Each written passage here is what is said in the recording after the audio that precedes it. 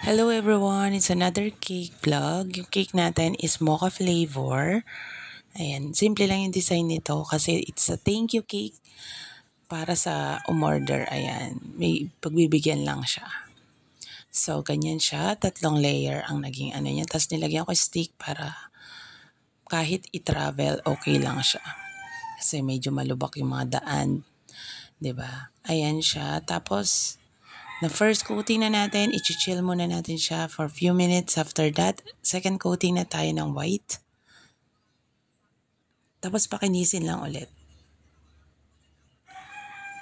Ganyan. Pagka bago ka lang magpakinis, medyo matagal magpakinis. Pero pag sanay ka na, mabilis nang pakinisin yung mga ganyan. Yung mahirap na lang yung mga two-tier, ganyan. So, ayan siya. Tapos, lalagyan na natin siya ng design niya. Drip. Chocolate drip. Ayan, di ba perfect yung chocolate drip natin, ang ganda.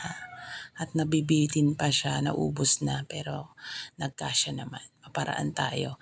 Tapos ayan na siya, yung kanyang pinaka-design. Tapos dyan na tayo sa sulat. Sa lettering. Medyo pasmado tayo, kaya ulit tayo. Di ba? Ang hirap pagka ganyan, di ba? Naisip ko nga dapat pala lettering muna bago ko nilagay yung drip at saka yung mga ano. So, naitawid naman natin yun. Thank you. Ayan. So, ayan na ang ating finished look. Thank you for watching. Bye!